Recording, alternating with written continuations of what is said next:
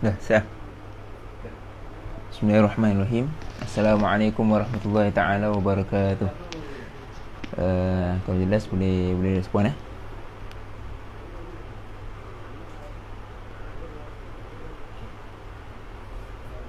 Yes, boleh. Baik. A'udzubillahi minasyaitonir rajim. Bismillahirrahmanirrahim. Naftatihu jalsatana fi hadha al-lail bi Ummil Furqan al-Fatihah.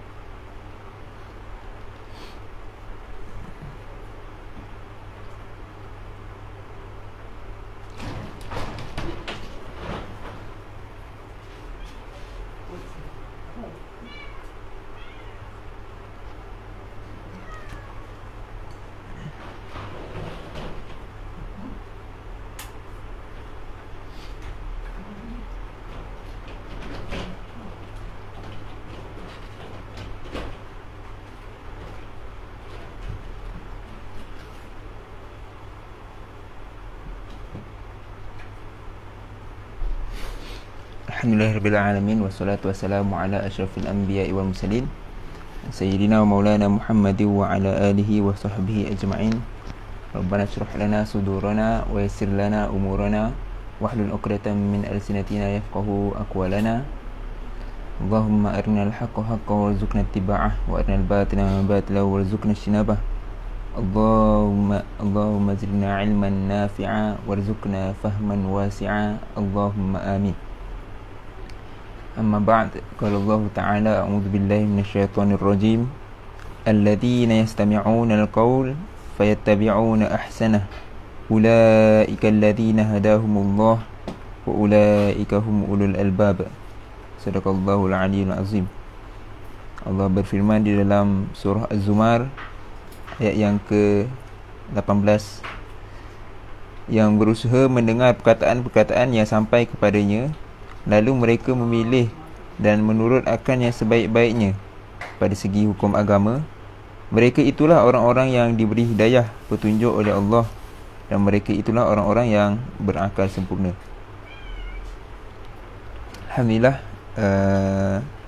Pertamanya yang dihormati yang dipertua Badan Kebajikan Anak Selangor Mesir sesi 2020-2021, Ustaz Ahmad Farhan.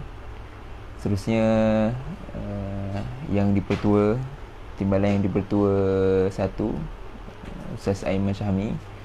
Timbalan yang dipertua 2, Barangkali Raisah, Ustazah Siti Syazah Nazwa. Barisan pimpinan ahli jawatan kuasa tadbir. Seterusnya ahli para penonton, para ikhwah dan akhwat, sahabat sahabiah yang menontonlah dan yang berada di Mesir dan di mana-mana saja, insya-Allah. Semoga semua berada dalam keadaan sihat walafiat, berada di bawah naungan Allah, insya-Allah. Pertama dan selamanya, sama-sama kita merapatkan kesyukuran kehadirat Ilahi di atas limpahan dan kurnia-Nya. Hari ini kita masih diberikan peluang untuk bernafas, untuk hidup lagi pada hari ini sebagai hamba Allah, yang melaksanakan perintah dan juga amanahnya di muka bumi ini. Maka semoga dengan nafas nyawa yang diberikan ini, kita melaksanakan sebaiknya segala tanggungjawab yang telah dipundakkan ke atas kita. Sama ada tanggungjawab terhadap agama Allah, tanggungjawab terhadap ibu bapa, tanggungjawab terhadap para sahabat kita, rakan-rakan kita, masyarakat ataupun circle kita di sini, tanggungjawab terhadap diri sendiri, termasuklah belajar dan sebagainya. Semua tanggungjawab tu perlulah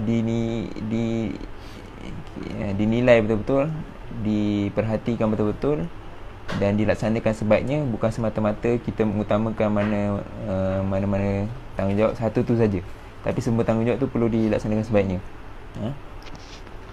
Ada orang dia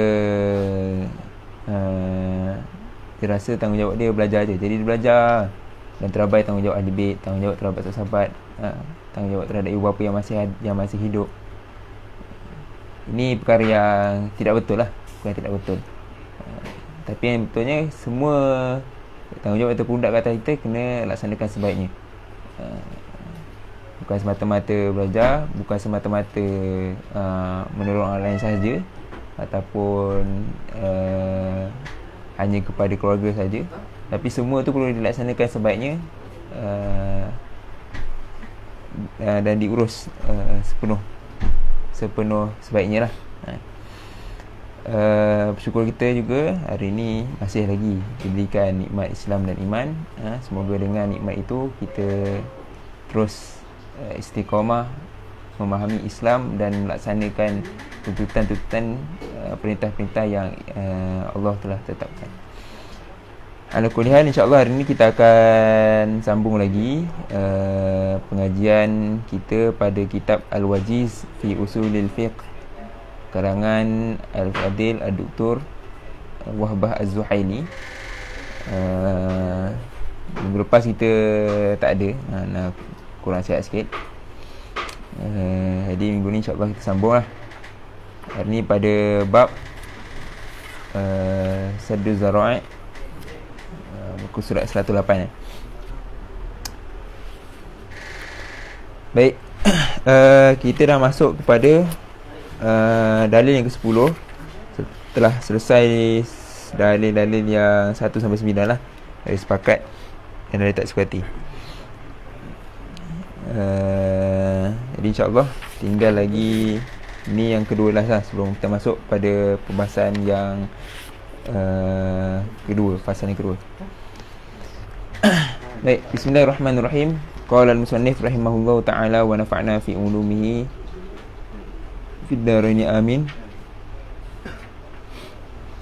Ad-dalilul 'ashir Saddu Zara'i. Dalil yang ke-10 Saddu Zara'i, ataupun kadang-kadang disebutkan juga Saddu Zari'ah. Saddu Zari'ah. Zari'ah tu mufrad, dia punya mufrad lah. Kalau Zara'i ni dia punya jamak dia. Alhamdulillah dua-dua betul je, mana-mana boleh.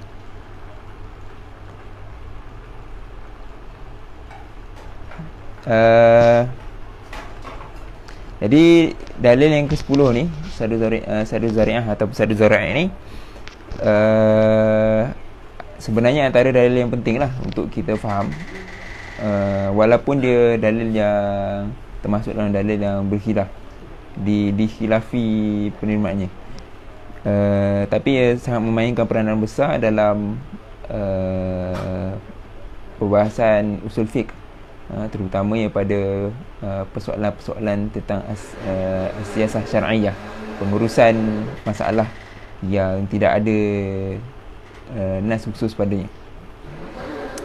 Jadi insya-Allah kita akan, dalam bab ni kita akan pergi kepada ta'rifuhu al-farqu baina az-zari'ah baina az-zari'ati wal muqaddimati, anwa'uz zari'ah, anwa'uz zara'i, ara al-ulama fi. Kita akan pergi pembahasan ta'rif, perbezaan antara zari'ah dan muqaddimah, jenis-jenis zara'i dan juga pandangan ulama padanya.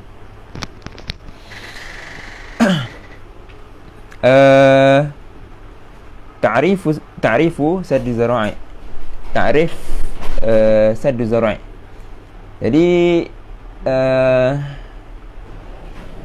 secara gambar awalnya, Saddu Zara'i ni, sad ni menghalang ataupun man'u, melarang, menghalang atau melarang lah, lebih kepada menghalang. Adapun az-zara'i ni jalan-jalan, zari'ah satu jalan, zara'i ni jalan-jalan, menghalang jalan. Dan yang dimaksudkan ni jalan apa? Jalan yang membawa kepada keburukan lah, zara'i. Jarang kita gunakan perkataan zara'i ni pada perkara-perkara yang baik. Zara'i atau zari'ah ni biasa digunakan dalam bahasa Arab jalan-jalan yang buruk. Baik, takrif dia, az-zari'atu fil lughati, pada lughah hiya al-wasilatu allati yatawassalu biha ila syai', iaitu wasilah jalan jalan yang sampai dengannya kepada sesuatu. Jalan lah, wasilah. Wasilah untuk pergi kepada suatu perkara. Wasaddu dhara'i ma'nahu 'inda al-usuliyin huwa man'u kulli ma yatawassalu bihi ila syai'i al-mamnu'i al-mustamili ala mafsadatin aw mudarrah. Dan takrif saddu dhara'i di sisi usuliyin, di sisi ulama usul fiqh, iaitu man'u kulli ma yatawassalu, larangan, halangan setiap apa yang sampai dengannya kepada sesuatu, ma yatawassalu bihi ila syai'i ni, iaitu ai al-wasilah, kepada sesuatu yang apa, yang dilarang, al-mamnu' inda syara', yang dilarang oleh syara', al-mustamili, yang merangkumi ke atas mafsadah, perkara-perkara yang merosakkan dan juga mudarat, perkara-perkara yang membawa mudarat. Itu saddu dhara'i. Mudahlah faham lah. Fatakunu wasilatul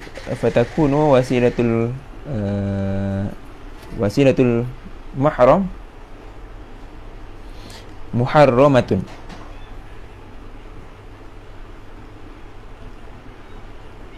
Fatakunu wasilatul muharram muharrimatun, kama anna wasilatul wajibi wajibatun. Maka jadilah wasilah, jalan-jalan dan jalan perkara yang haram, hukumnya haram, muharrimatun, diharamkan. Kama anna wasilatul wajib, seperti mana wasilah jalan-jalan kepada perkara wajib, hukumnya wajib ataupun diwajibkan.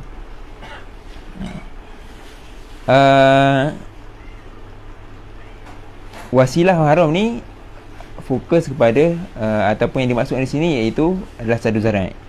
Adapun wasilatul wajib kat sini adalah yang disebutkan tadi sebagai al-muqaddimah ataupun muqaddimatul wujud. Nanti kita akan masuk bawah ni bahasan ni. Jadi nak cakap seperti mana jalan kepada perkara-perkara yang haram itu, seperti mana perkara yang jalan kepada perkara yang haram itu dihukum haram, begitu jugalah silap terbalik. Seperti mana perkara-perkara jalan-jalan kepada perkara wajib itu adalah wajib, seperti itu juga jalan-jalan kepada haram itu adalah haram. Kalau sebelum ni kita dah pernah sebut satu kaedah dalam usul fiqh ataupun qawaid usuliyah, hukmul wasilah ka hukmil maqasid. Hukum wasilah, hukum jalan adalah seperti hukum maqasidnya, hukum tujuannya. Jadi kalau contoh solat wajib kan, jadi perkara-perkara yang perlu dibuat supaya wajib solat itu terjadi, maka ini jadi wajib. Wuduk itu diperlukan untuk sah solat, maka wuduk tu wajib. Itu wasilah. Contoh ni sebagai gambaran walu. Macam mana hukum zina tu haram, maka perkara yang boleh membawa kepada zina tu menjadi haram. Contoh apa? Contoh berkhalwat, berduaan dan sebagainya lah. Termasuklah hari ni chatting dan sebagainya kan, yang boleh membawa kepada benda-benda zina.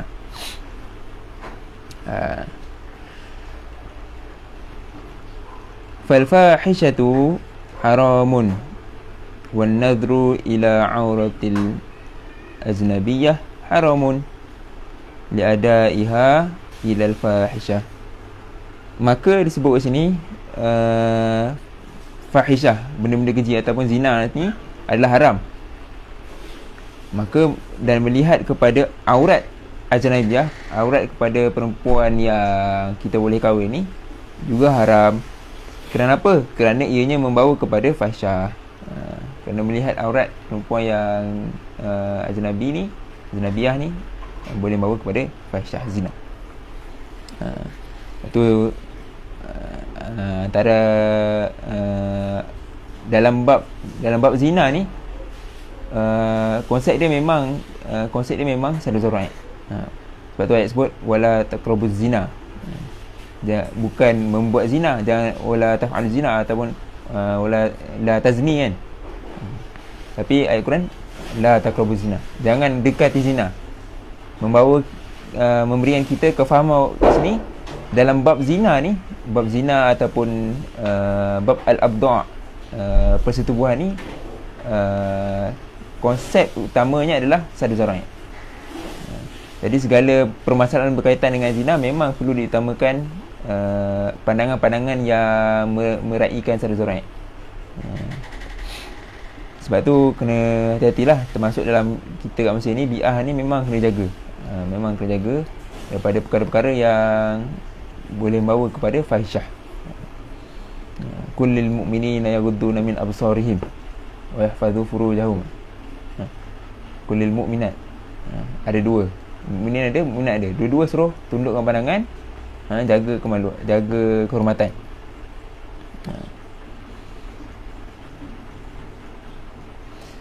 Kama annal hajjah fardun, seperti mana haji itu fardu, wasa'i ilal baitil harami wa amakinil manasik fardun li ajlih. Seperti mana haji itu fardu, maka sa'i ilal bait, berjalan kepada tanah haram ataupun Mekah, dan juga ke tempat-tempat manasik, tempat-tempat yang dalam haji tu ada manasik kan, Mina, Muzdalifah, semua tu juga menjadi fardu, kerana ia menyempurnakan kefarduan haji. Kalau kita pergi tawaf je tapi tak pergi sa'i, tak pergi melontar jamrah, sah tak je tu? Tak sah. Maka dia menjadi perkara atau wasilah yang diperlukan untuk sahnya haji. Sekarang ni faham Kalau tak faham boleh nak minta ulang, boleh cakap. Lianna syari'a idza kallafa al-ibad amran fa kullu ma yata'ayyanu, kerana sesungguhnya syari' iaitu Allah, sekiranya dia mentaklifkan kepada hamba satu perkara, fa kullu ma yata'ayyanu wasilatun lahu matlubun bi talabihi, maka semua yang ditetapkan menjadi wasilah kepadanya dituntut juga lahu ni kembali kepada amrun. Apabila syariat ni telah mentaklifkan kepada hambanya satu perkara, maka semua benda yang telah ditetapkan menjadi wasilah kepada amrun, amal itu tadi, juga dituntut. Wa idza nahan nas wa idza nahan nasa an amrin, dan apabila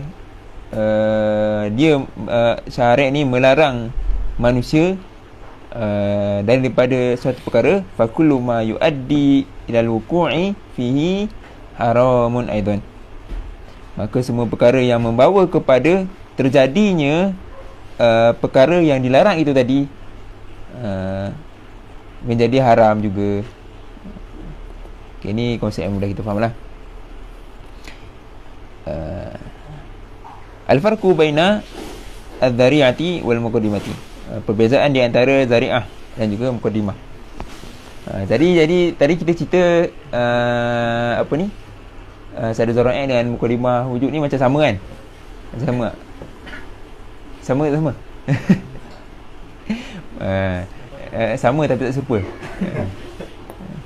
Macam sama, tapi sebenarnya dari sudut perbahasan sulfiknya dia ada perbezaan dia.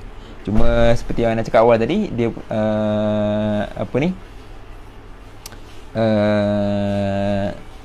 secara penggunaannya atau kebiasaannya, zari'ah ni digunakan pada perkara-perkara yang tak elok, maka zari'ah ni digunakan pada perkara-perkara yang haram lah. Adapun muqaddimah ni pada perkara-perkara yang wajib. Ini kebiasaannya. Cuma berbeza dia, Itu satulah bezanya. Kini nak tengok beza yang disebut kat sini. Muqaddimatu syai'. Muqaddimatu syai'i hiya al-amru alladhi yatawaqqafu alaihi wujud syai'. Iaitu satu amar, satu perkara yang yatawaqqafu alaihi, berdiri ataupun bergantung ke atasnya, kepadanya wujudnya satu perkara.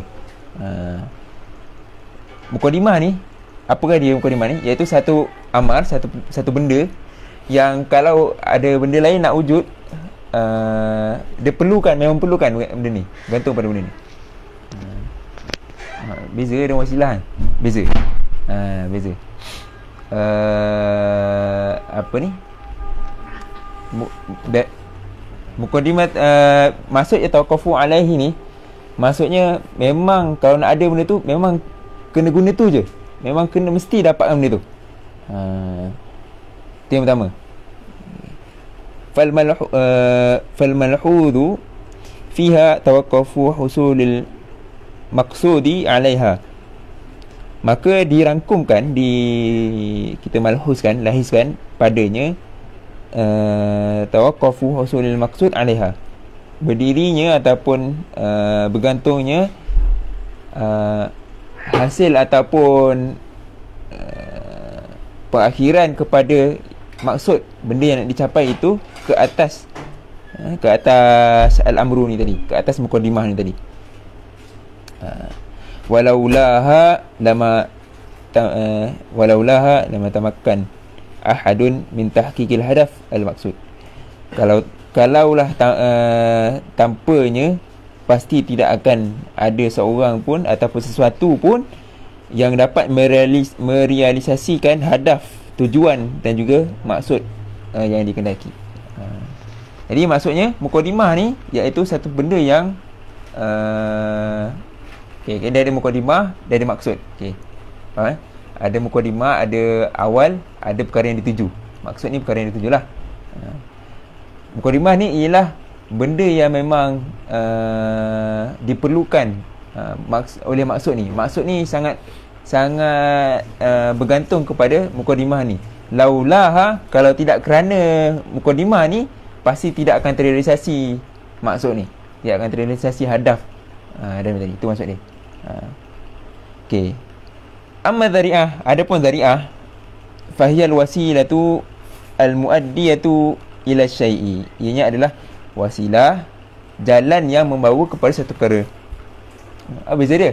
Sambung lagi baca. Al-wal malhudhu fiha ma'na at-tawsili wal ifdha'i ila al-maqsudi bil hukmi. Maka kita lahiskan ataupun rangkumkan dalam maksud al-dhari'ah ni ialah makna at-tawsil, menyampaikan, tawsil, menyampaikan, wal ifdha' ila al-maqsud, ataupun perkara yang ifdha', membawa kepada maksud dengan hukum. Maksud dengan hukum. Nak sampai kepada hukum ni ada wasilah ataupun ada zari'ah ni. Jadi zari'ah ni dia bukan satu je. Nak bawa kepada satu hukum ni dia tak semestinya satu je. Bila dia banyak. Tapi kalau kita sebut muqaddimah, maksudnya memang itu saja. Wasilah ni ada banyak. Okay, faham? Itu beza dia dari sudut penggunaan perkataan az-zari'ah dan muqaddimah dalam usul fiqh. Mithlu asasil jidari al-mutawaqqafi alaihi huwa muqaddimatun. Contohnya asas jidar. Asas jidar ni tiang kepada apa? Dinding. Ataupun kalau kita nak contoh, kita nak bagi yang nampak macam realistik sikit. Dinding ni dia kena ada apa? Piling dia kan. Nak buat bangunan dinding ni kena ada piling. Tak ada piling bukan tak boleh jadi. Tak boleh jadi. Bukan macam tiang ni. Okey, tiang lah. Kita bagi mudah sikit, mudah faham kan? Tiang yang besar tu, contoh tiang apa? Jejantas ataupun tiang apa ni? Flavor apa yang sebut? kubri kan. Pak Rashid kan dah setahun dah tengok orang Arab buat kubri kan. Dia nak buat tiang tu kan, dia kena ada piling ni dia kena ada konkrit, ada besi dia dulu. Kalau tak ada tu memang tak jadilah tiang tu. Bukan tak boleh jadi, boleh je nak buat. Memang 10 minit runtuh. Dia cakap. Jadi itu asasul jidar. Ini contoh asasul jidar. Yang dia memerlukan tawakuf, dia bergantung kepada asas tu tadi, ialah itu dipanggil mukadimah. Jadi piling kepada konkrit tu, itu dipanggil kan mukadimah. Kalau tanpa piling tu memang tak jadi konkrit lah. Situ. Wassalam Wasullam al-mausulah ila suthi hiya dhari'atun. Adapun tiang tangga yang menyambungkan kepada sutuh, pada sutuh atap, itu adalah zari'ah, jalan-jalan. Boleh tak nak naik benda-benda lain? Sutuh lain. Macam mana? Panjat luar. Ada pengalaman tak mesti guna tangga, guna tali boleh, contoh kan. Kalau macam dekat ni ada eskalator kan. Itu contoh. Jadi kalau kita nak satukan kan, kita nak berada di atas sutuh. Itu maksud dia. Jadi mukadimah kepada berada di atas sutuh tu ialah mesti naik kepada sutuh. Mesti naik. Jalan dia apa? Melalui tangga, melalui tali, sebagainya. Itu beza ad-dhari'ah wal mukadimah. Jadi itu dari sudut ni lah pemahaman perkataan tu. Tapi dari sudut penggunaan, ad-dhari'ah ni digunakan pada masalah-masalah yang berkaitan dengan hukum haram. Adapun al-mukadimah ni adalah istilah ni digunakan pada permasalahan-permasalahan yang berkaitan dengan hukum wajib. Wa ala hadha yakunu qawluhu ta'ala wala yadribna bi arjulihinna liyu'lama ma yukhfaina min zinatihin. Dan janganlah kamu wahai perempuan menghentak-hentakkan kaki-kaki kamu untuk bagi tahu perkara yang tersembunyi daripada zinah-zinah kamu, perhiasan kamu. Min babid dhari'ah. Jadi disebut ini daripada bab dhari'ah. Ayat ni melarang supaya menghentakkan kaki. Ini bukan sebab hentak kaki tu haram, tapi menghentak kaki ataupun berjalan dengan hentak kaki ataupun menarik perhatian ni, dia boleh menarik perhatian lelaki lah. Kalau dulu mungkin Melayu ni dia kurang sikit benda ni. Tapi Arab memang ada yang dia letak gelang dekat kaki. Ataupun kalau macam tu lah, nak Melayu kan, gelang kat tangan kan, jalan kecing kan. Benda tu boleh menarik perhatian. Jadi pengharaman ni bukan sekadar menarik kepada perhiasan, tapi menarik kepada lelaki melihat perempuan ajnabi. Dari tu memang perempuan ni jalan dia kena sunyi lah, bukan sunyi apa? Kalau boleh jangan menarik perhatian lah. Sebab tu ada juga kalau ulama-ulama yang warak ni, dia memang tak kasih wanita ni pakai warna-warna yang terang lah, yang menarik perhatian. Kalau jalan tu kan, nampak orang dia. Gitu. La min qabil muqaddimah.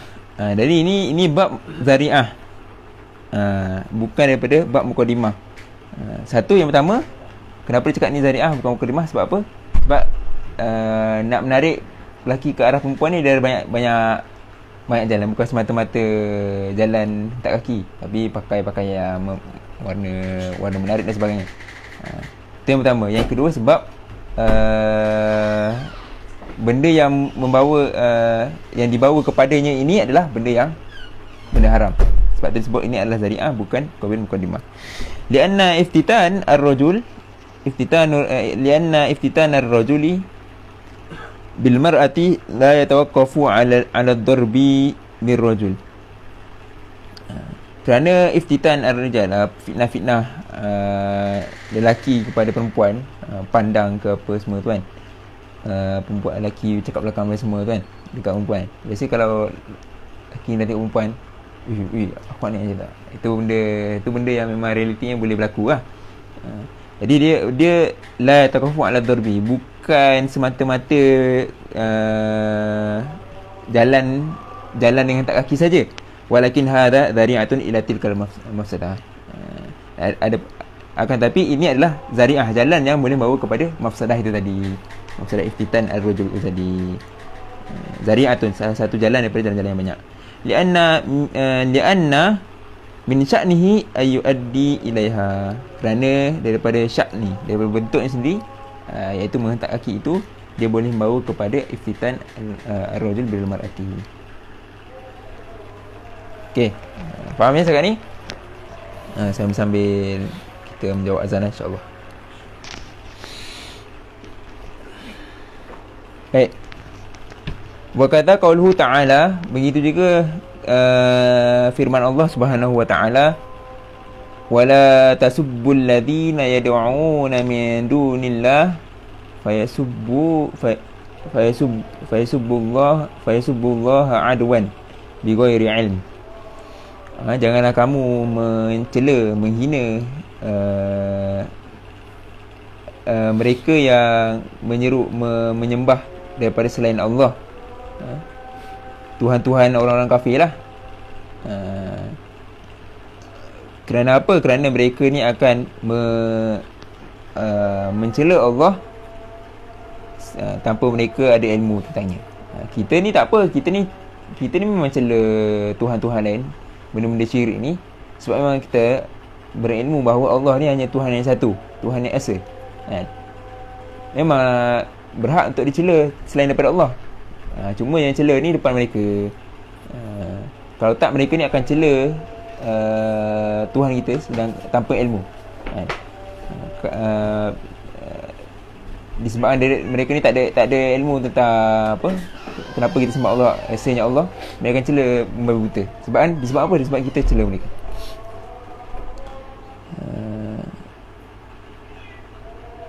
Zari'atun la muqaddimatun. Ianya adalah zari'ah.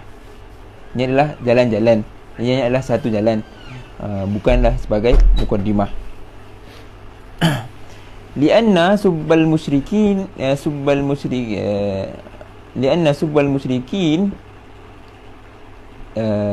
ila ilahal alamin la yatawaqqafu husuluhu ala ay yasubba al mu'minun alihatal musyrikin wa asnamahum.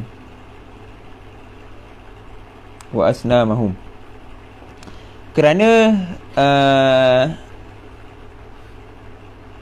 celaan orang-orang musyrik kepada Allah ni, ilahul alamin, kepada Allah ni, mereka la yatawaqafu husuluhu, tidak bergantung capaiannya kepada celaan mukminin sahaja, kecelaan mukminin kepada Tuhan-Tuhan musyrikin saja, kepada berhala-berhala mereka saja.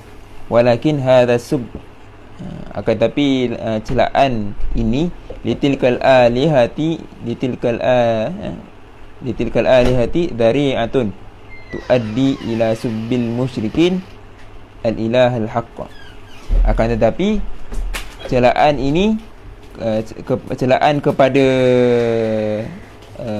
Tuhan ini merupakan salah satu jalan daripada jalan-jalan yang banyak yang membawa kepada celaan musyrikin terhadap Tuhan yang hak, Tuhan yang sebenar-benarnya.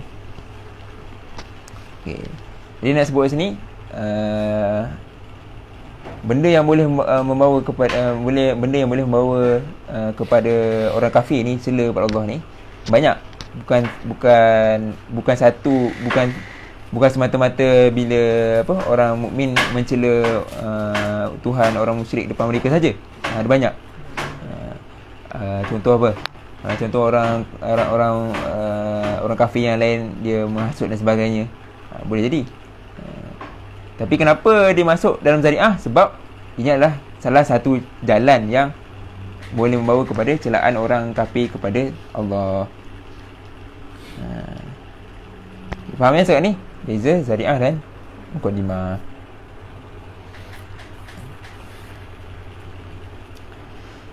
Anwa'ud dhara'i, jenis-jenis dhara'i, jalan-jalan zari'ah. Qasama Syatibi adh-dhara'i, qasama Syatibi adh-dhara'i'a bi'atibari ma'aliha wa ma yatarattab 'alaiha. Jadi Imam Asy-Syatibi rahimahullah ta'ala telah membahagikan az-dhara'i ni dari sudut ma'al, dari sudut kesan-kesannya, dan apa yang tersusun ke atas dhara'i ni tadi, iaitu maksud tersusun ni, bila dhara'i ni berlaku, apakah yang mendatang selepasnya, adakah ianya perkara yang pasti atau benda yang tidak pasti, ataupun benda yang takkan jadi dan sebagainya. Itu wama yang terletak, apa yang akan menyelusuri di belakangnya. Min dararin atau mafsadatin, daripada darurat dan juga mafsadah ila arba'ati anwa'in, kepada 4 jenis. Al-awwalu, yang pertama, ma yakunu ada'uhu ilal mafsadati qat'an, apa yang apabila ia berlaku, ia akan membawa kepada mafsadah secara qat'an, secara pasti, ya. Dia akan ada ila mafsadah, akan membawa kepada mafsadah secara pasti. Kahafril bi'ri khalfa babid dar fi dhalam, seperti menggali lubang di belakang pintu rumah, ataupun di depan pintu rumah lah, maksudnya pintu gali apa dekat depan pintu tu kan, pada waktu gelap. Kompong-kompong orang kalau keluar rumah tu jatuh dalam tu, haitsu yaqad dakhil fihi hatman, pasti akan jatuh ke dalam lubang itu tadi, hatman, secara pasti. Wa hadha mamnu'un wa ta'ud yujibud dhaman, dan ini adalah dilarang, dan dia boleh membawa kepada wajibnya memberi dhaman, pembahasan ganti rugi dan sebagainya lah. Kita duk gali duk gali lubang depan pintu rumah jiran kita, bila jatuh kita kena ni lah, bagi pembahasan lah, bagi doman lah, bagi ganti rugi balik kalau dia ubat dia ataupun kos rawatan dia. Jadi ini dilarang. Bila mafsadah tu qati, maka perbuatan itu yang bawa kepada mafsadah yang qati tadi juga dilarang. Yang kedua, mayakunu ada'uhu ilal mafsadati nadirun, apa yang kalau dilakukan zari'ah itu tadi, dia akan membawa kepada perkara yang mafsadah secara nadir, jarang-jarang. Seperti menggali lubang, kahfril bi'ri bimawdi'i la yuaddi ghaliban ila wuqu'i ahad fihi, seperti menggali lubang ataupun bi'ri apa, perigi, lubang atau perigi lah, di tempat la yuaddi ghaliban, yang tidak secara goleknya tidak membawa kepada jatuhnya orang dalam tu. Contoh gali perigi dekat hutan kan. Dekat hutan kita memang nak buat perigi, sebab jadi biar lepas ni kita biasa, contoh kita biasa datang hutan tu buru, jadi nak buat sebuah air kan, kita gali lah perigi. Secara goleknya memang biasa orang tak datang situ, tapi boleh jadi jatuh tak?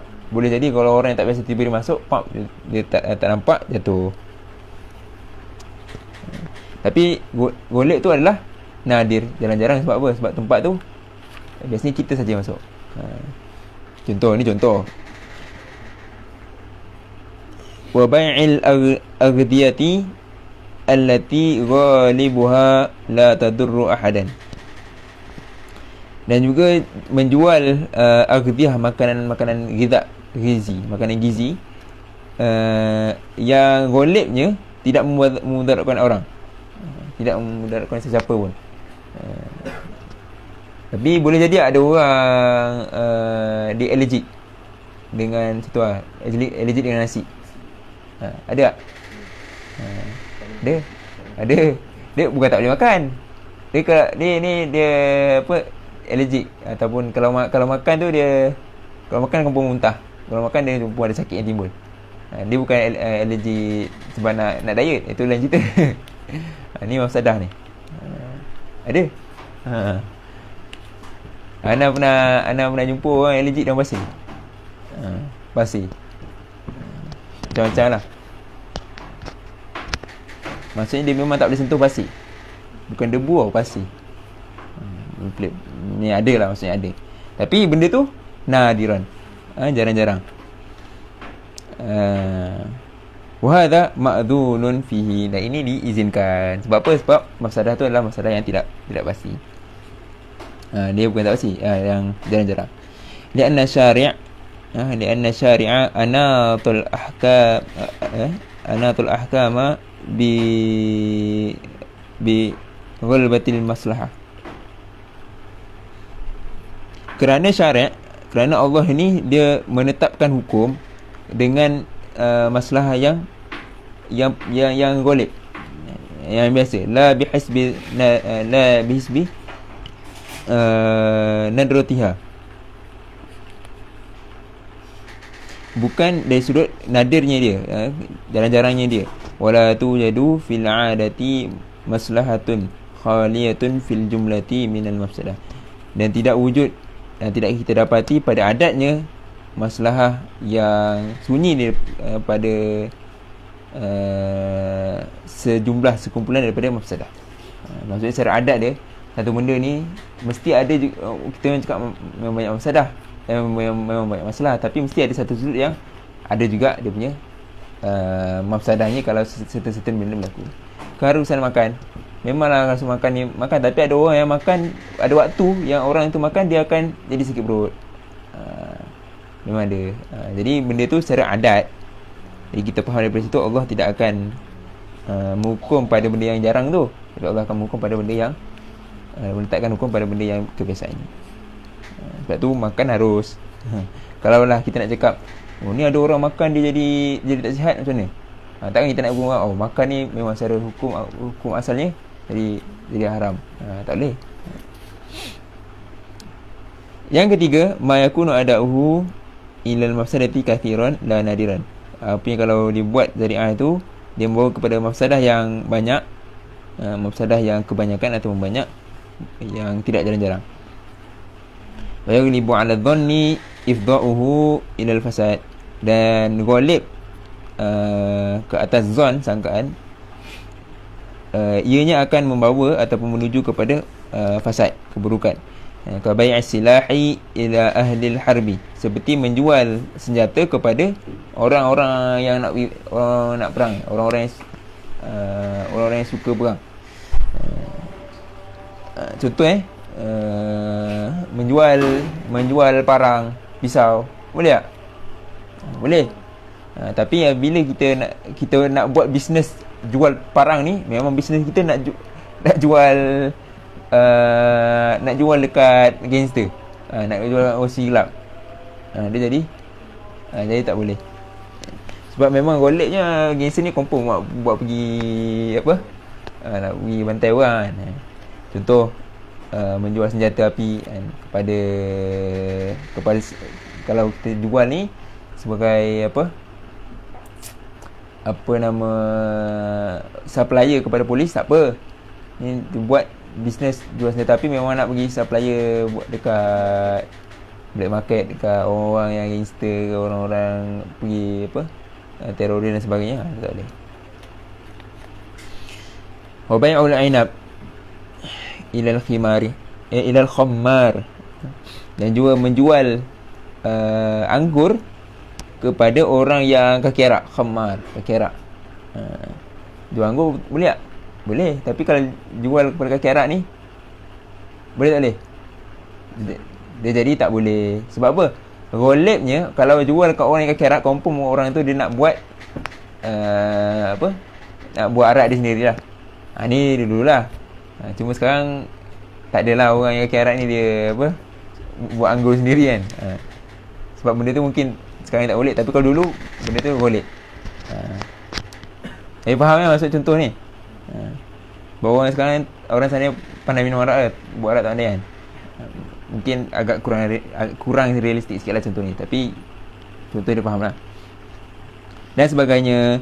Wahadha mamnu'un. Jadi ini dilarang. Sebab apa larang apa? Sebab apa? Lianna dhannal ghalib. Kerana zon yang ghalib yalhaqu bil qat'i. Dia terkait ataupun boleh termasuk atau dikira dalam kategori qat'i. Li rujhanihi, kerana rajihnya dia. Walima fihi min at-ta'awun.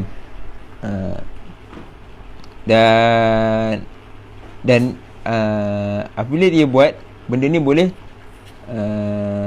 walima fihi, padanya daripada daripada at-ta'awun 'ala al-ithm wal 'udwan, dia boleh membawa kepada tolong-menolong pada perkara yang berdosa dan udwan, permusuhan. Jadi sebab apa hukumnya mamnu'? Kerana ghalibuz zon. Yang mana ghalibuz zon ni dia dalam usul fiqh, dia termasuk dalam az-zon ar-rajih. Zon yang rajih yang yufidul yaqin. Sebab tu kalau kita cakap zon, bila kita nak sebut pasal zon ni, kita kena faham zon ni ada banyak jenis. Zon ni ada zon yang azon asyak, zon yang syak. Zon ni adalah zon yang 50-50.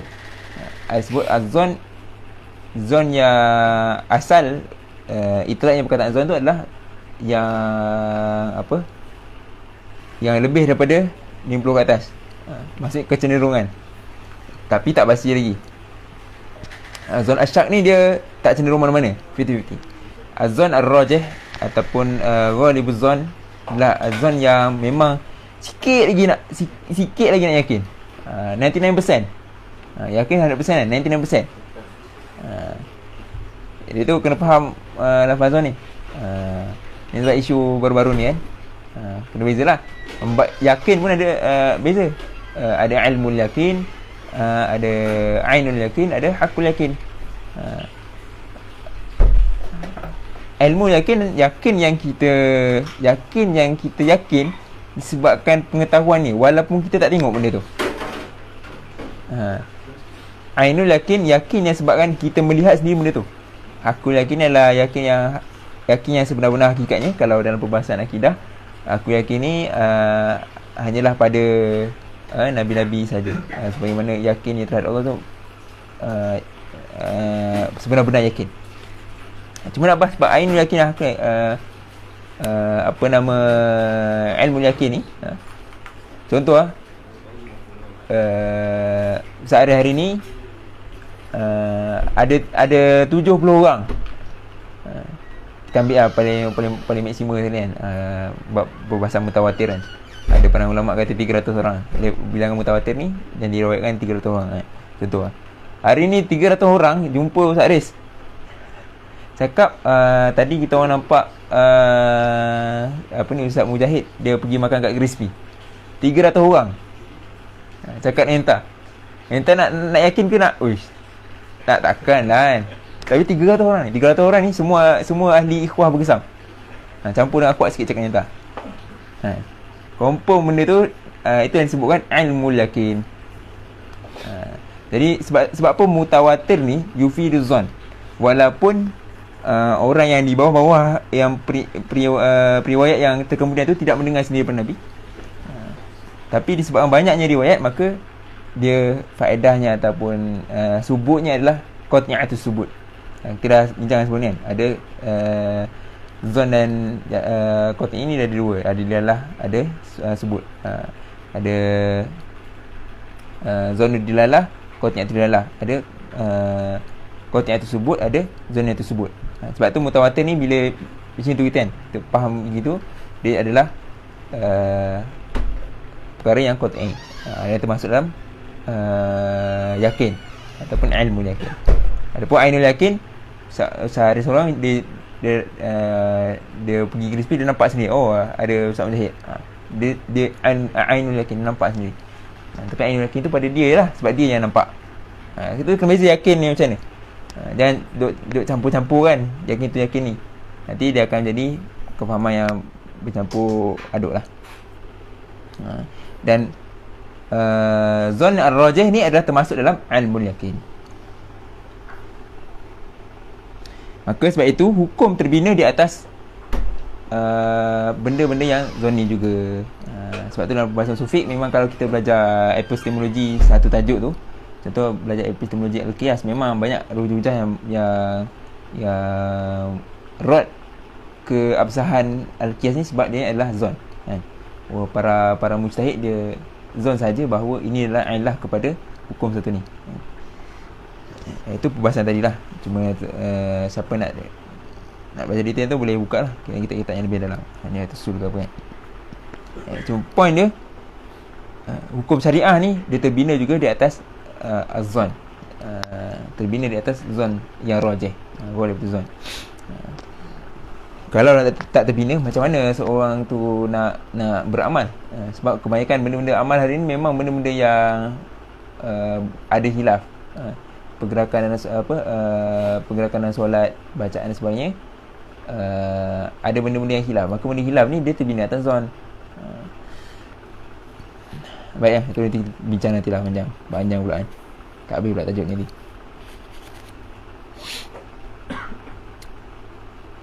Yang keempat,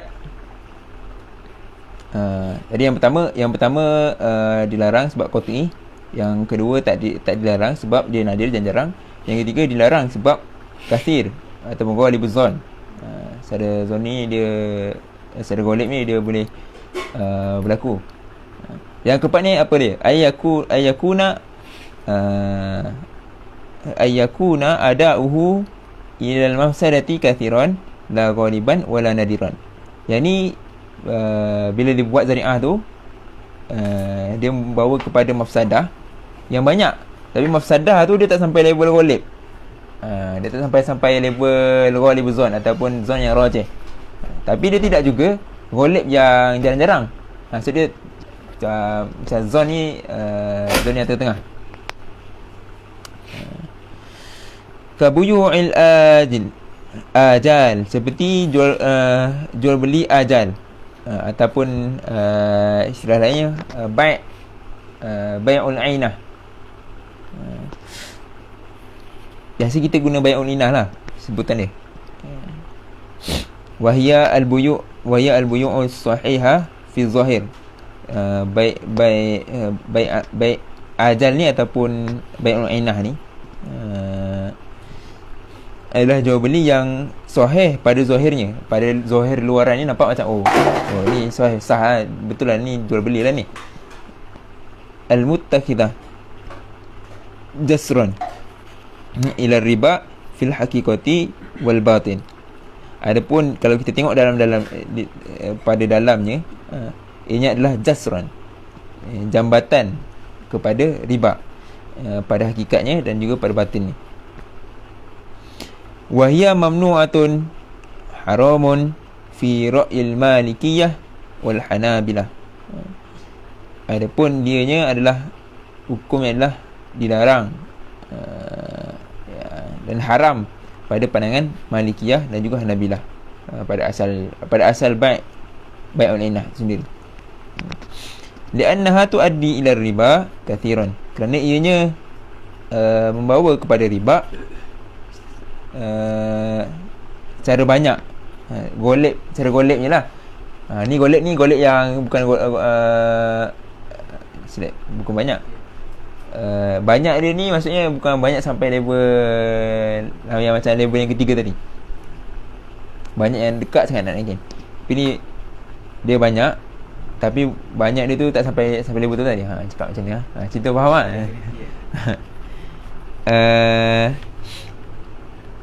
Dia banyak je tapi dia tak golek.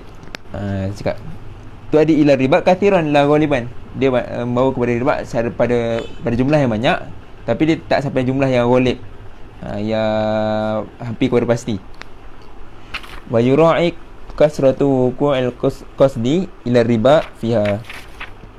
Dan diraikan banyaknya terjadi qasad ila riba tu padanya. Maka maksudnya Malikiyah dengan Hanabilah ni dia mengharamkan bai'ul ainah ni sebab banyak tu. Jadi untuk saddu zari'ah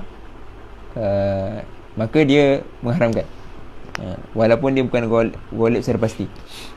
Dekat tempat sinilah yang berlaku khilaf kat jenis 4 ni. Faham sebab sadu zari'ah yang kita bincang ni, yang kita bincang sebagai dalil yang khilaf ni, dekat jenis yang keempat ni.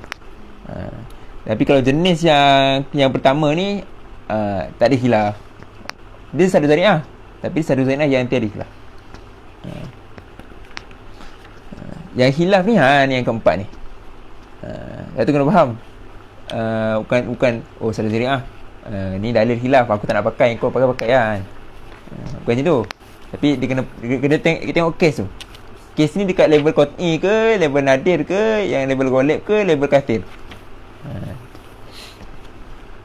Yang keempat ni lah baru yang boleh yang berlaku khilaf.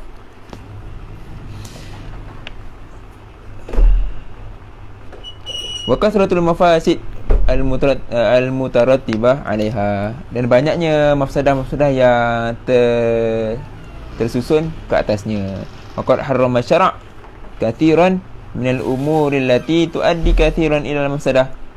Dan syarak telah mengharamkan pada banyak perkara yang membawa kepada banyaknya mafsadah. Sebenarnya kalau kita tengok syariat ni, kita tengok sebenarnya banyak je syarat mengharamkan perkara-perkara yang membawa kepada mafsadah secara banyak, bukan secara ghalib zon, bukan secara ghalib, secara banyak je. Wa illam takun ghalibah, walaupun mafsadah tu tidak sampai level ghalib. Contohnya apa? Contohnya kan nahyi 'anil intibadh fil aw'iyah allati yaktharu at-takhammur fiha kal jiraril khudar. Seperti larangan daripada intibadh. Intibadh ni menabiskan, mengarakkan, atau bahasa kita menjerukkan, jerukkan pada aw'iyah, pada balang, allati yaktharu takhammur fiha, pada benda-benda yang secara kebanyakannya dia boleh menjadi khamar. Jadi syarat telah larang benda-benda yang kalau kita simpan lama tu, simpan dalam awiyah ni, simpan dalam balang, betul tak air benda semua tu lah. Ada yang step-step buat jeruk tu kan. Yang benda-benda yang secara goleknya dia menjadi khamar. Bukan golek, secara banyaknya. Serap, ni bab banyak ni. Secara bab banyak ni tak sampai level golek, dia menjadi khamar. Dan ini ada nasnya. Walaupun lobat ni, lobat jadi ni tak? Khamar tak? Jadi apa? Macam ni. Macam tu lah. Benda-benda yang contoh apa, contoh anggur, apple, pergi. Saya tak pernah lagi lah lobat dengan jadi arak lobat kan. Allah Alam kalau ada. Wa tahrimul khulwah bil mar'ati bil mar'atil ajnabiyyati, dan pengharaman berkhalwat dengan perempuan ajnabiyah. Dia pengharaman ni yang ada nas. Dan nas melarang tu atas dasar saddu zari'ah tadi lah. La taqrabu zina tu kan. Nas melarang tu atas dasar saddu zari'ah. Tapi zari'ah tu apa? Zari'ah yang kalau terjadi benda tu secara banyaknya boleh membawa kepada al-fahishah kan? Kalau kita berdua-duaan dengan perempuan, secara banyaknya memang boleh sampai level zina, tak kisahlah sentuh-sentuh ke apa kan. Tapi dia tak sampai level golek tau. Tak sampai level golek. Walaupun begitu, tapi nas ada mengharamkan. Nak menunjukkan syarak juga mengiktiraf ataupun meraihkan mafsadah zari'ah yang bawa kepada mafsadah, walaupun mafsadah itu level kathir, bukan level ghalib. Maka sebab tu Maliki dengan juga Hanabilah tadi melarang bai' al-inah tadi. Ni dia punya hujah lah. Termasuklah dalam keluar ni mesej. Orang sekarang duk faham berkhalwat ni duk berdua-dua dalam satu bilik kan. Duk jalan berdua kat taman. Bukan itu je, bukan fizikal. Khalwat ni termasuk dalam zaman kita sekarang ni. Bermesej lagi perempuan. Itu pun khalwat sebab apa? Kita borak dengan dia tu, tak ada siapa yang tahu. Kita chat dengan dia tu kan, tak ada siapa yang tahu. Hanya kita dan dia. Dan yang ketiga apa? Ketiga itulah ada orang ketiga tu, iaitu syaitan dan sebagainya lah. Maka itu sebenarnya termasuk dalam keluar sekali. Cuma jadi terus tak boleh lah. Memang chat dengan akhwat ni tak boleh lah. Macam ni macam ni boleh? Sikit. Boleh sikit. Macam mana boleh sikit tu? Nanti kita tengok kalau nak terlupa nak beritahu ni pasal ni balik, nanti cakap. Wasafarul mar'ati wahdaha min ghairi dhi rahmin mahramin. Dan juga safar mar'ah, perempuan musafir secara bersendirian, tanpa ada dia punya mahram dia yang menemani. Ini syarat juga telah melarang. Sebab apa? Sebab secara kathirnya, secara banyaknya, kalau perempuan yang safar seseorang tanpa ada mahram ni memang boleh jadi apa? Benda-benda tak elok lah. Boleh jadi benda-benda tak elok. Tapi dia tak sampai level golek lah. Level banyak.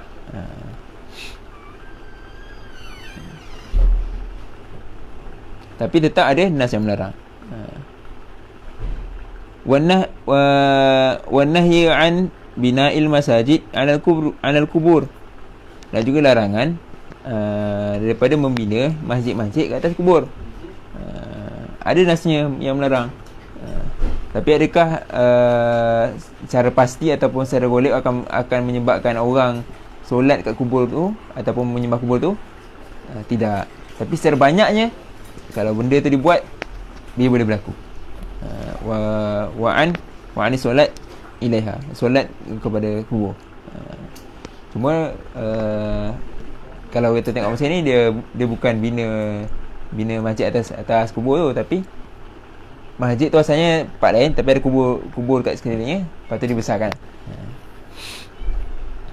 Cuma apa ni, tetap hukum ni terpakai walaupun masjid tu dia tidak dibina atas kubur. Masjid yang dibesarkan sampai memakan tempat kubur tu kan. Tapi hukum tetap terpakai kerana dia dah menjadi kawasan masjid.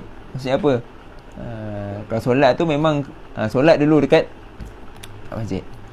Ni guru Anas sendiri, dia tanya sendiri, waktu dia talaki kitab ni, dia tanya sendiri dengan Syekh Wahbah Zuhaili.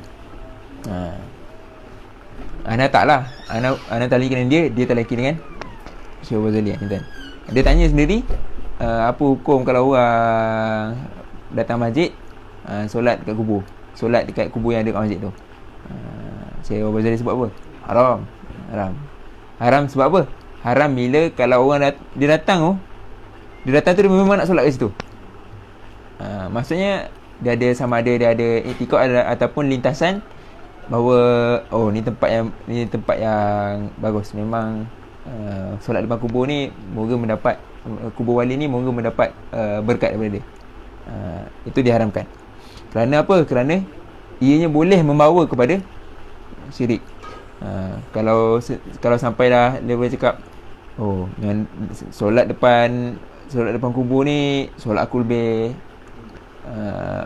solat aku ni lebih diterima oleh Allah, tu dah bukan boleh membawa kepada syirik. Dia boleh dah jadi syirik lah. Disebab tu tak boleh. Tapi kalau solat masjid, lepas tu masjid dah penuh, tak ada tempat lain, tolak hanya kat situ je, tak ada masalah. Tak ada masalah. Sebab dah tak ada tempat. Sebab tu hari ni kalau kita tengok bila masjid di macam tu, benda ni berlaku juga di Mesir. Tapi orang awam yang kurang ilmu, tu yang kita lihat secara ni.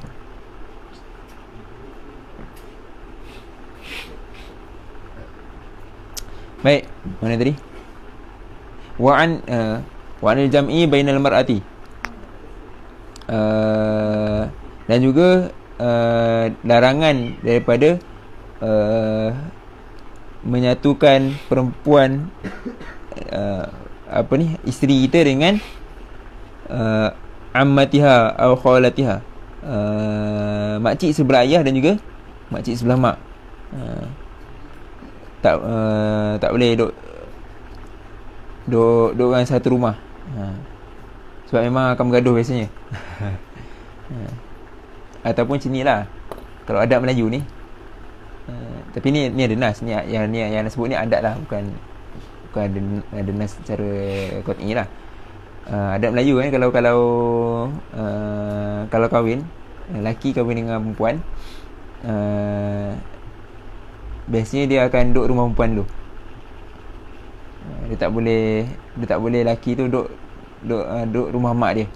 Duduk rumah mak lelaki tu. Sebab antara sebabnya lah yang disebut orang tua ni, orang tua sebut nanti boleh gaduh mak lelaki tu dengan zaujah lelaki tu. Istilah dia sebut tak boleh ada dua queen dalam satu rumah. Macam tu lah. Tu adab Melayu lah.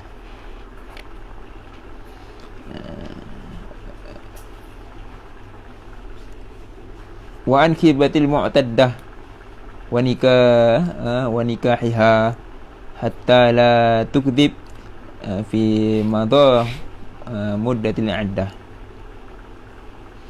Dan juga tidak larangan daripada menkhitbah dan menikah perempuan-perempuan yang mu'taddah, perempuan yang masih dalam tempoh iddah, sehingga dia tidak boleh menipu tempoh dah habisnya tempoh iddah dia. Wa tahrimut thaib wa zinah wasairi dawa'iz zawaji 'ala al-mar'ati fi 'iddatil wafat. Dan juga larangan atau pengharaman memakai wangi-wangian dan juga perhiasan, wasairi dawa'i, dan juga segala benda lain yang menjemput para lelaki kepada perempuan itu ketika mana perempuan itu masih dalam iddah wafat. Iddah wafat ni iddah berkabung lah, iddah yang perempuan kematian suami. Jadi ini benda-benda yang ada nas.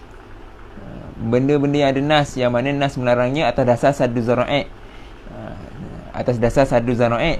Tapi bila kita tengok saddu zara'i tu, kalau dia berlaku tu bukan secara ghalib dan bukan secara qat'i dan bukan secara nadir, tapi secara kathir.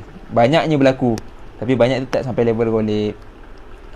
Tapi tetap syarak ada melarang. Maka dengan sebab itu Malikiyah dan Hanabilah, Malikiyah dan Hanabilah mengambil pandangan ni. Kalau bab yang kathirah ni dilarang juga. Sebab tu bai'ul inah tadi dilarang. Lupa nak cakap Bay'un Inah tu apa. Bay'un Inah ni aku duk cerita-cerita Bay'un Inah tak terangkan pun Bay'un Inah ni apa. Tahu faham tak Bay'un Inah apa? Tak tahu. Nanti boleh buka lah kita ataupun tengok kat internet. Bay'un Inah ni baik sini bentuk dia. Ana ada entah kan. Ana jual kat entah. Ada pen ni. Ana jual entah pen ni 10 geni. Okay, Ana bagi entah. Tapi entah hutang Ana. Dia entah kena bayar kat Ana 10 geni kan. Apa nak cakap ni tak faham. Okay. A B lah kan. A jual pen dekat B ni 10 geni. Tapi B ni dia hutang dengan A ni tadi. So barang dekat B. Okay, barang dekat B. Tapi lepas tu B ni A ni dia beli balik pen ni dengan harga 8 geni. Okay. Tapi dia bayar cash.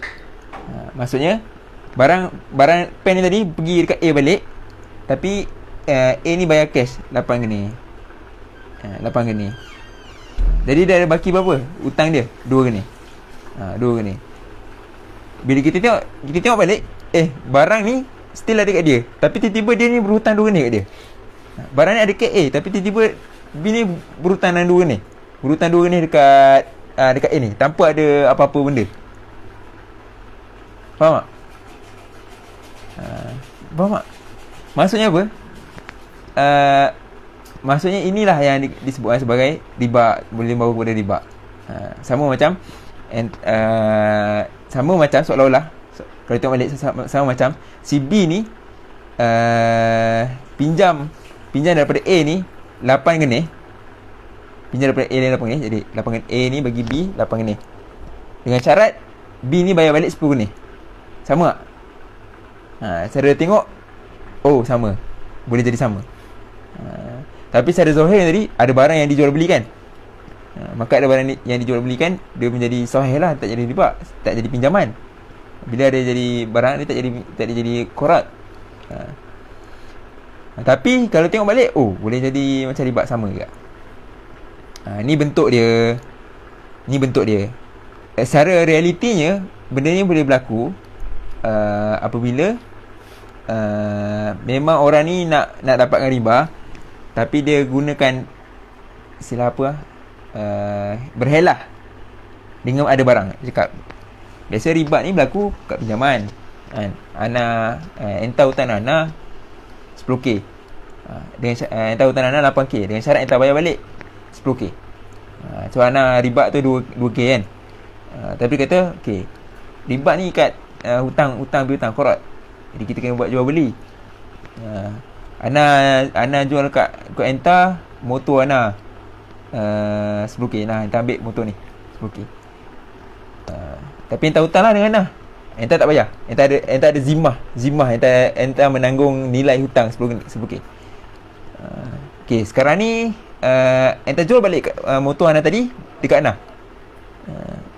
Entah jual balik motor yang dah beli tadi dekat Ana. Ana bayar cash. Motor pergi kat Ana balik. Lepas tu Ana bagi entah 8k. Sama tak macam entah berhutang dengan Ana 8k, bayar balik 10k. Sama 8k. Sebab tiba-tiba barang still dekat Ana, tapi entah tiba-tiba kena bayar balik kat Ana duit 8k tadi yang Ana bagi tu, kena bayar balik 10k. Lepas tu boleh bawa ke riba. Secara kafir banyaknya, bukan secara level golek. Sebab ada je orang yang dia dah jual barang tu, tiba dia nak balik kan. Boleh jadi. Jadi tapi sebelum tapi tu, kisah Bay'un Inah ni, Bay'un Inah ni dia banyak waktu awal perbankan Islam ni nak naik. Banyak bank yang menggunakan konsep Bay'un Inah ni. Maksudnya bila orang nak pinjam kan bank, kalau bank konvensional kan, dia buat pinjaman konvensional kan, memang cakap okey, bank bagi hutang 8k, kamu kena bayar balik ikut persen-persen dia kan. Bila nak Islamik kan, pinjaman apa? Pinjaman persendirian ni. Dia beza pinjaman persendirian, pinjaman untuk syarikat dan sebagainya kan. Dia biasanya jadi kat pinjaman persendirian. Jadi dia nak elak jadi riba tu, tapi bank mesti ada untung. Bank ni dia mesti beroperasi dengan untung. Kalau tak, macam dia nak bayar gaji pekerja dan sebagainya kan. Jadi dia tak boleh pinjam saja pergi pinjam. Dia mesti ada keuntungan yang dia dapat. Jadi dia berguna konsep bayar minah ni. Waktu awal-awal dulu lah, zaman 80-an sebenarnya tu kan. Antara yang memang pioneer kepada Islamic financing, Islamic banking ni memang Malaysia. Malaysia ni memang pioneer Islamic banking ni. So waktu buat bayar minah ni memang Majma' Fiqh dia kritik betul. Antaranya Syekh Dr. Taqi Usmani, salah satu panel Aufi, dikritik sebab pakai bank minah. Waktu tu sebenarnya kontrak, bila orang nak pinjam, dia datang dekat pejabat atau datang kat bank tu, bank akan bagi satu akad. Kamu beli komputer yang ada barang kan, ini pejabat barang barang ada komputer kan. Okey, bank jual komputer ni dengan harga kita nak hutang 8k tadi kan, dengan harga 10k dengan kamu hutang. Okey, sekarang kamu jual kepada bank balik komputer ni dengan harga 8k dan bank akan bagi cash. Macam tu lah, jadi macam tadi. Waktu tu memang kena kritik lah. Kemudian tarikh hujahnya sebab apa? Tarikh hujahnya Imam Syafi'i membenarkan, Imam Syafi'i mengharuskan. Tapi Imam Syafi'i harus ada dawabit dia, bukan semata membenarkan secara qat'i. Tapi kalau Maliki, Hanabilah, dia memang mengharamkan betul-betul lah. Jadi tempat ni dia adalah Malikiyah. Jadi kita akan masuk macam alasan Syafi'iyah, Imam Syafi'i lah. Tadi berhenti sampai mana ni? Wan nahyi anil bai' wasalaf. Larangan daripada jual beli dan juga jual beli tangguh. Dan juga wa an hadiyatil madyan. Dan juga larangan daripada memberi hadiah hadiah kepada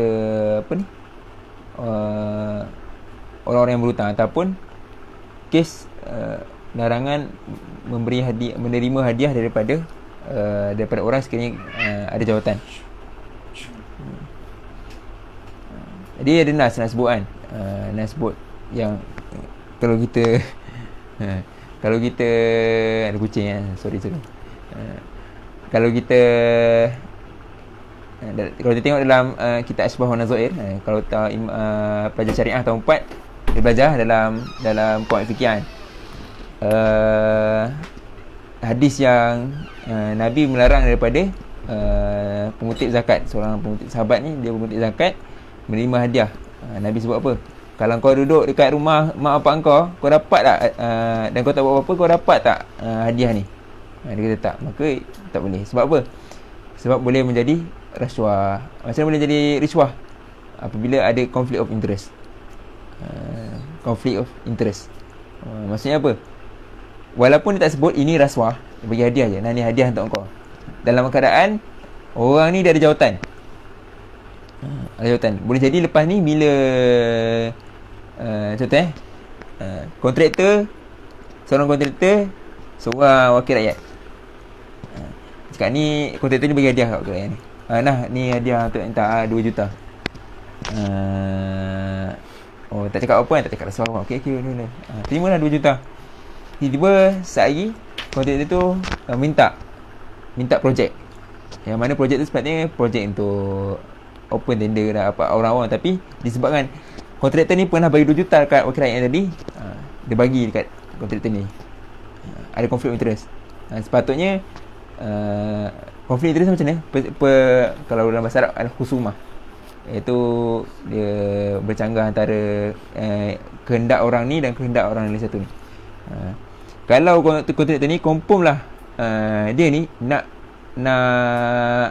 projek-projek yang banyak, Sedangkan wakil rakyat ni, contoh dia menteri ke apa kan, dia kena ada dalam membuat projek. Dia kena baik projek tu yang betul-betul layak. Kadang-kadang orang ni bukan layak pun, tapi dia dapat projek sebab kan dia dah pernah bagi hadiah.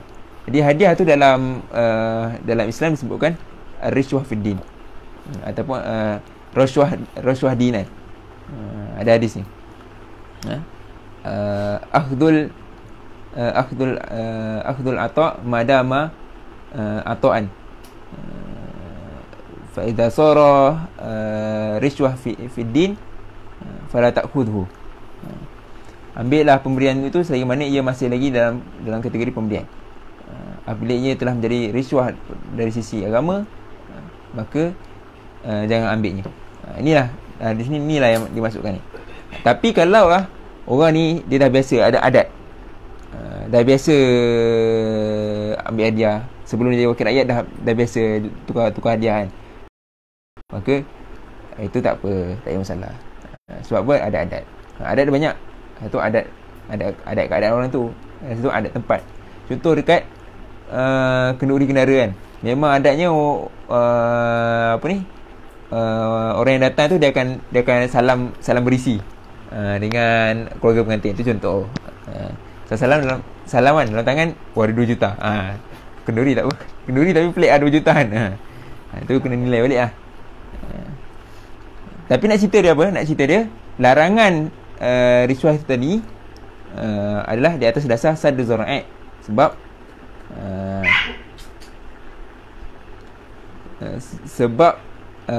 secara goleknya ia yang boleh menjadi rishwah. Wa mirathul qatil, dan juga larangan daripada mewarisi pembunuh mewarisi harta miras. Wa tahrimus saum yaumul aid, wa tahrimus saumi wa tahrimis saumi yaumul aid wa ghairi dhalik min adh-dhara'i. Pengharaman puasa di hari raya dan juga selainnya daripada dhara'i. Jadi nak cerita semua ni adalah zari'ah yang ada nas dan ianya sabit dengan nas, maka dia adalah haram yang dilalahnya adalah qat'i. Maka bukan dilalah qat'i, haramnya sabit secara qat'i sebab ada nas yang menyebutkan, dan nas itu adalah nas yang qat'i, bukan nas yang dilalah zoni. Kalau nas yang dilalah zoni maka boleh berkhilaf. Kalau kita sebut tadi yang keempat ni dia adalah khilaf kan, mahal khilaf, sebab dia zon yang kasir, bukan zon yang golib. Maka dia adalah mahal khilaf. Tapi bila kita tengok Al-Quran dan As-Sunnah, ada juga masalah-masalah yang disebutkan nas secara spesifik bahawa itu adalah dilarang, haram, walaupun perkara itu adalah perkara zari'ah yang zonni kathir, zon yang kathiran, tetap juga dilarang oleh syarak. Maka sebab itu Maliki dan Hanabilah dia mengambil pandangan ni. Kena faham ya? Yang khilaf tu dekat yang benda yang saddu zari'ah yang tak ada nas. Tapi kalau benda yang saddu zari'ah, walaupun dia zon kathir, bukan zon golib, tapi dia ada nas khusus, macam kes-kes semua tadi ni sebut ni ada nas yang khusus, maka dia tetap haram. Tak boleh cakap, nas ni sebut ni saddu zari'ah ni, atas dasar saddu zari'ah, dan saddu zari'ah ni saddu zari'ah yang kasir, bukan yang golib pun, maka tak apa je kita tak ikut. Tak, sebab nas ni pun sebut benda ni pun masalah yang saddu zari'ah yang kasir, bukan golib. Tak boleh sebab apa? Sebab nas dah sebut secara jelas spesifik untuk masalah tu. Tapi kalau kes lain yang tak ada nas secara spesifik, itu yang boleh khilaf atas dasar saddu zara'i yang zon yang kasir ni. Faham jangan keliru pula. Lepas ni boleh terima hadiah tu sebab saddu zari'ah je. Tak, hadiah tu dah ada nas je. Kalau tidak kira lah. Kalau kita ni tiba-tiba orang bagi ada, kita tak ada apa-apa kan, tak apa lah. Ataupun lepas ni boleh lah duk berkhawat kan. Sebab satu zari'ah je, tak boleh. Sebab ada nas yang sebut spesifik.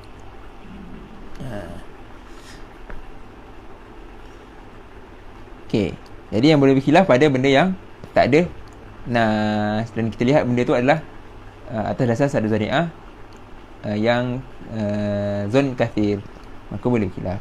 Tapi kalau satu zari'ah benda tu zon yang qat'i, maka tak ada khilaf.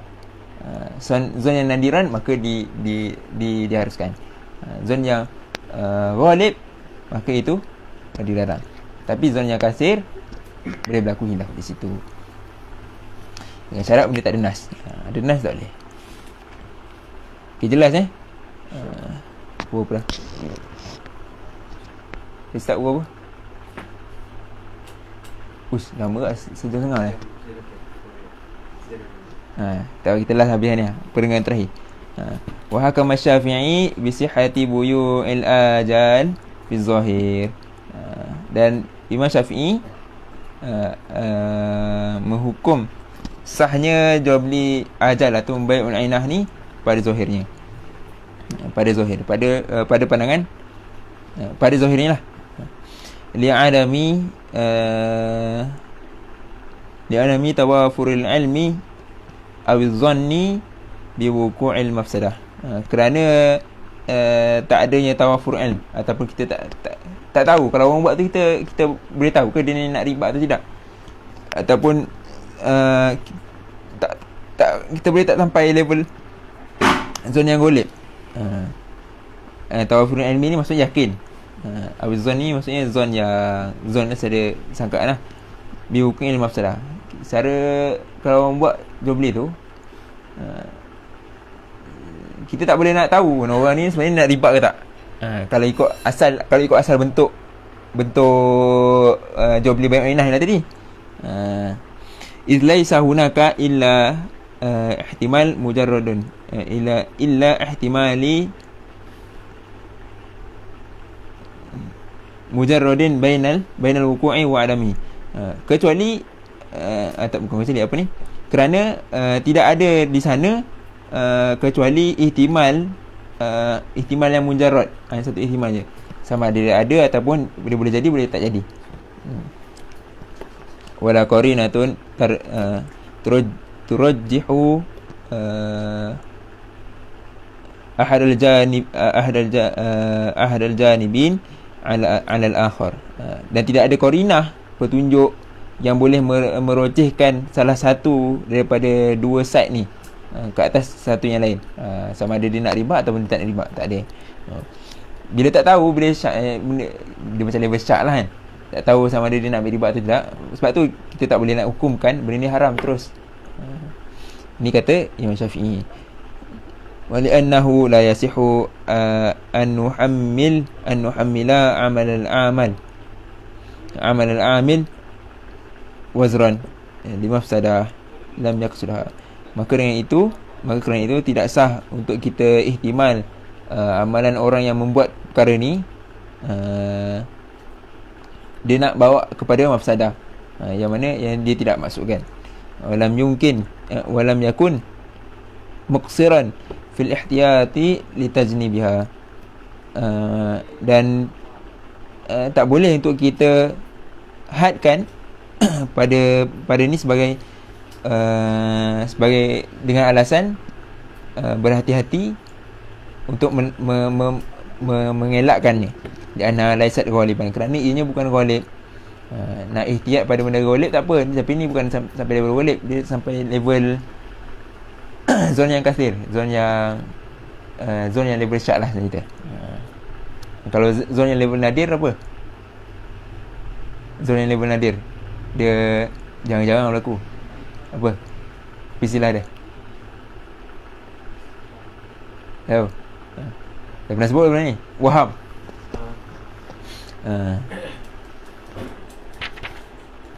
Dia bukan level waham. Waham ni maksudnya sahat jadi, jarang jadi, itulah. Tapi ni level tengah-tengah.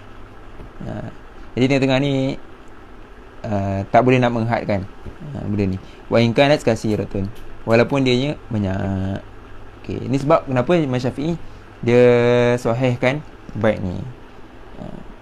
Tapi tak boleh ni kita ni tak boleh quote ni. Kalau baca dalam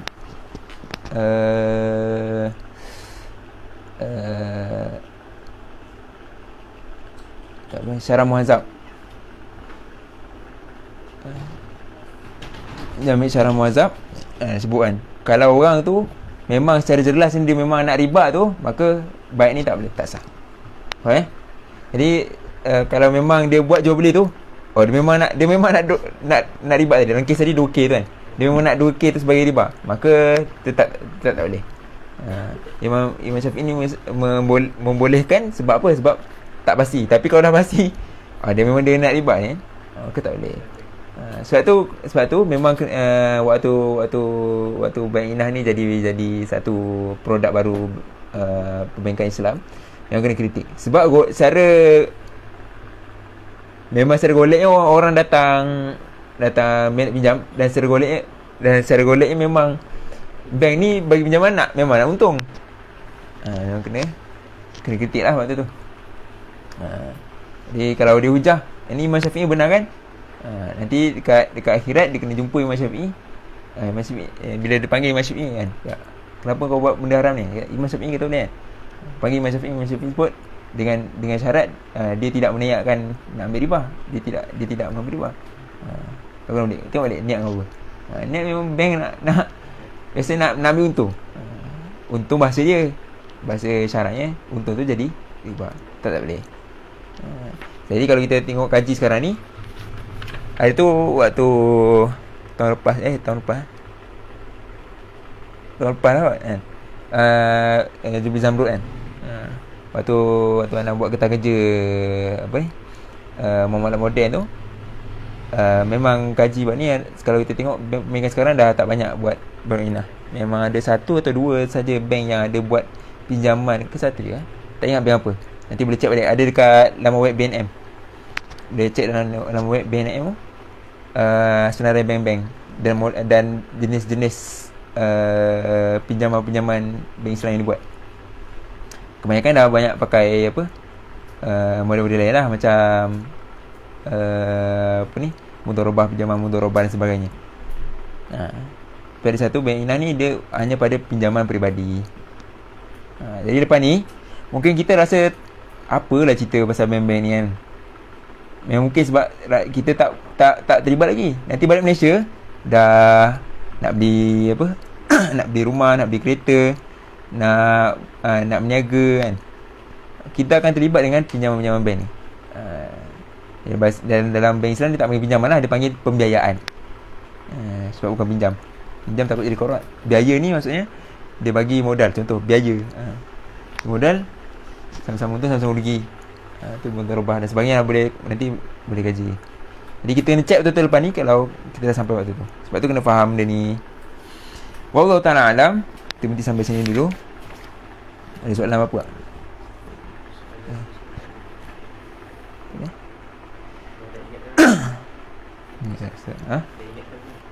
Ingat apa? Oh, okey. Boleh tak boleh? Dah setengah kan? Dah sah. Hukumnya tak boleh berasalnya. Macam mana hukum melihat ajnabi tak boleh sebab ada nas. Tak boleh sebab ada nas. Tapi bila boleh? Nas mengharuskan bila mana? Bila mana ada hajat, ada keperluan. Maka ni yang kita sebut kaedah al-hajah tunazzilu manzilatad darurah. Hajat menempati tempat darurat. Benda yang dilarang oleh syarak, ada nas yang spesifik yang khusus untuk masalah tu, nas melarangnya walaupun ini zari'ah. Tapi apabila hajat, maka ada nas memberikan rukhsah, keringanan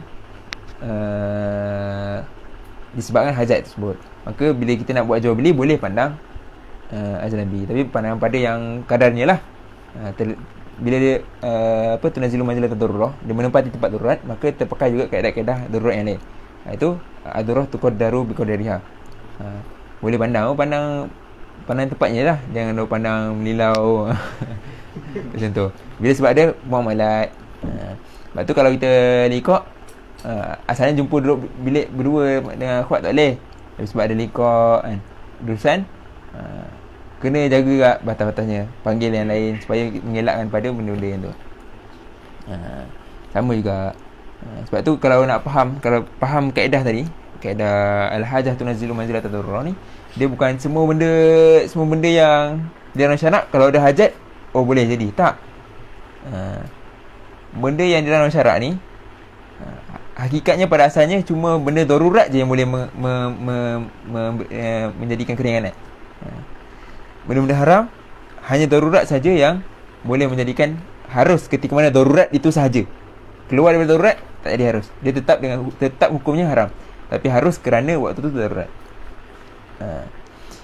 Tapi bila mana boleh hajat boleh mengharuskan? Apabila ada syarat-syarat dia. Dengan syarat kes tu adalah kes zari'ah, sadu zari'ah. Yang kedua, hajat itu adalah hajat yang pasti didapati. Yang ketiga, sama ada dia am atau khas. Ni bahasan sikit lah. Cuma dua tu yang utamanya. Maksudnya kalau dia buat tu, confirm dapat masalah daripada hajat tu. Masalah kan tiga jenis, masalah daruriyah, hajiah dengan tasmiyah.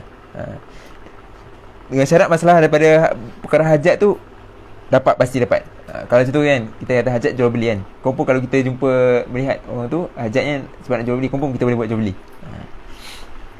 Yang pasti. Yang kedua, sebab benda tu masalah secara zari'ah. Tapi secara practicality ni nak cari masalah yang menepati tiga-tiga ciri ni, dia susah lah nak jumpa benda yang tak ada nas. Biasanya benda tu ada nas sebut. Nas ada bagi Rasul sendiri. Macam tadi jual beli tu, tu ada nas, ada hadisnya sebut. Tapi kalau kita nak reka situasi sendiri, mungkin kena fikir sikit lah, susah sikit. Okay, faham Cuma kalau kaedah ni yang nak sebut ni yang terangkan sikit tau. Dia ada banyak bahasa ni. Jangan duk pakai terus ni. Kena kaji dulu, fahamkan betul-betul kaedah tu. Bukan semua benda satu zari'ah. Semua zari'ah boleh. Kalau zari'ah yang qat'i tak boleh. Tadi. Ya? Lagi? Tak ada. Allah Ta'ala a'lamu bisawab. Aku qawli hadza fastaghfirullah li wa lakum. Yang baik itu daripada Allah, yang kurang daripada anda sendiri. Kita akhiri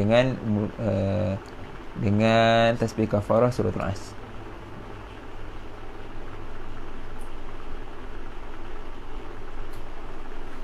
Assalamualaikum warahmatullahi taala wabarakatuh.